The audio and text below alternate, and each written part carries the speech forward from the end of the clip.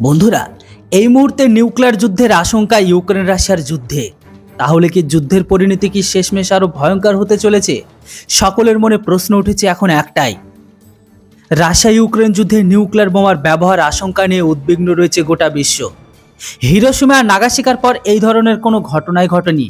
তবে বর্তমান পরিস্থিতি বিশেষজ্ঞদের এই মুহূর্তে ভীষণভাবে ভাবিয়ে তুলেছে।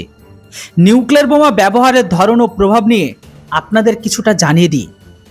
যেখানে আজকের দিনে রাশিয়া ইউক্রেনের যুদ্ধের কথা বলার সময় প্রায় নিউক্লিয়ার যুদ্ধের কথা উঠে আসছে। যখনই নিউক্লিয়ার হামলার কথা বলা হচ্ছে তখনই আতঙ্কিত হচ্ছে বেশ কিছু দেশ।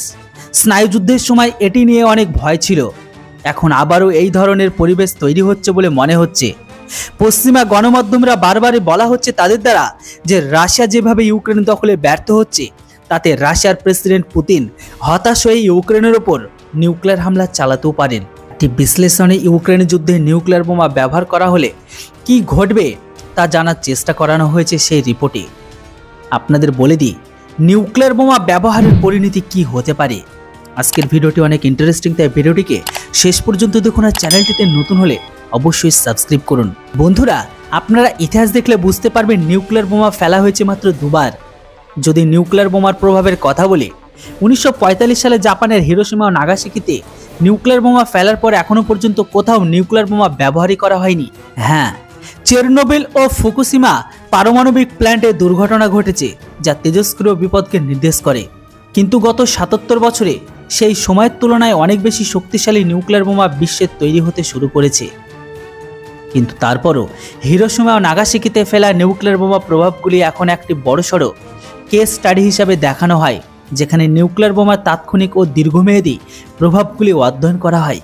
আর এরই ওপর বেস করে বিশেষজ্ঞরা যখন নিউক্লিয়ার বোমার প্রভাব অনুমান করে যে এটি কিভাবে ব্যবহার করা হবে, তা কিন্তু যথেষ্ট গুরুত্বপূর্ণ।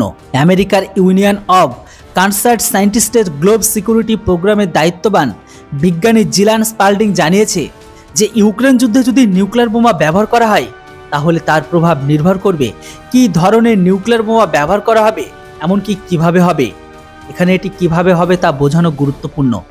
যদি বোমটির উচ্চতা থেকে ফেলা হয় তবে তার প্রভাব আলাদা, তবে এটি যদি মাটিতে নিক্ষেপ করে বিস্ফোরিত করা হয় তবে তার প্রভাব হবে সেটাও আলাদা।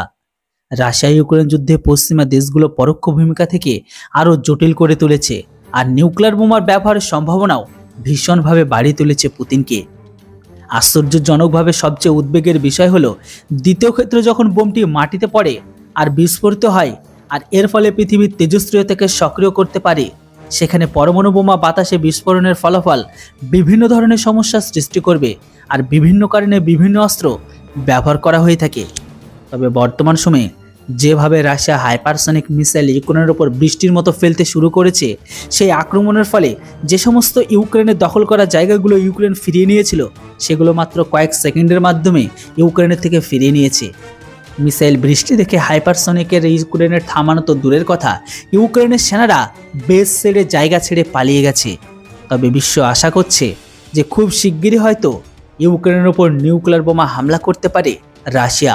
আর এর ওপর কিন্তু অলরেডি সিগন্যাল দিয়ে দিয়েছে, যেমনটা রাশিয়া যখন ইউক্রেনের ভেতরে হামলা করা তার আগে থেকেই যেমনটা সিগন্যাল দিচ্ছিল ট্রেনিং দিয়ে, ঠিক এইভাবেই কিন্তু রাশিয়া সিগন্যাল দিচ্ছে হয়তো আবারও গোটা বিশ্ব একটা ওয়ার্ল্ড ওয়ার 3কে দেখতে চলেছে। বন্ধুরা, আপনাদের কি মতামত? রাশিয়া কি সত্যি সত্যি নিউক্লিয়ার বোমা ফেলবে? এ বিষয়ের উপর আপনাদের মতামত কমেন্ট বক্সে লিখে জানান। Thanks for watching. Jai Hind, Vande Mataram.